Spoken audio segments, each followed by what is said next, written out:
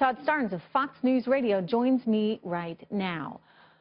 Well, I guess everybody loves to be a victim. That's certainly what it sounds like, because if you look at the data, people said over and over again in this election, Todd, the economy was the #1 issue. And while things may be great in San Francisco, where she's from, they're not so great in Ohio.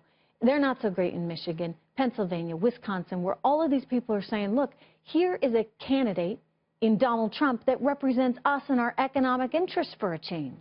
You know, early on in the campaign, I was pointing out in my radio commentaries in my column that Donald Trump was doing something no one else was doing, including in the Republican primary. He was personalizing this issue of job loss, and he was calling out companies that were actually sending those jobs across the border to Mexico, the Carrier air conditioning plant in Indiana, for example. So you talk about victims here. The true victim in San Francisco is the truth, because it really doesn't matter anymore. And what's happening? But she's saying it's racism. That's it's right. Sexism. She's saying that's right. You just didn't want to vote for a woman. If you don't agree with someone, and this is the left's game plan, if you don't agree with their position, you call them Islamophobic, you call them homophobic, you call them sexist, you call them racist. You just go right down the line. Hillary Clinton did that with her basket of deplorables. Sure. And again, it's this idea of painting your opponent as some sort of an extremist. And look, it backfired on them. When you think about those kids, though, that are in the class with this woman, and this is the lesson plan that she's creating, and her teachers union is sharing it so other teachers can also create the same lesson plan. It's like they're trying to rewrite history, Todd, on the spot. What's the danger in that? Well, the danger is huge, and it's significant because our public schools are being turned against us. This is why we've seen such a rapid shift in the culture over the past few years, because children are being taught this in their public schools. They've been turned into indoctrination centers for the left.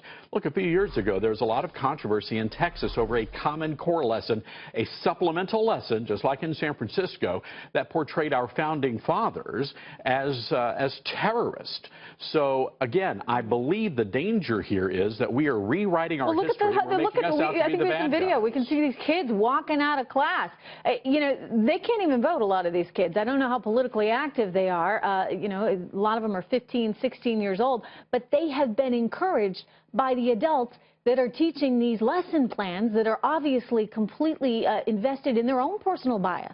Well, you're absolutely right. And we hear the president out there encouraging this kind of behavior. Where is he encouraging these kids not to cause violence? A 15-year-old boy was attacked in Maryland. But look, when I was growing up, Trish, we had a principal who patrolled our hallways of our school with a big old fiberglass paddle. Holes drilled in it, so it was aerodynamic, and it put the fear of the Lord in every single child in that school. So that's the problem here. We don't have any discipline in our schools, so the kids can do whatever they want to do. I don't want to get sidetracked, but what did you have? We have a principal. He was walking the hallways with a paddle. Oh, goodness, we Todd. had Well, I don't want to go back to that. Corporal punishment in our public schools. All right. Well, we'll save that for another day. Not that we're going there, but I hear you on the law and order stuff. Things have kind of gotten out of control. Todd Starnes, thank you.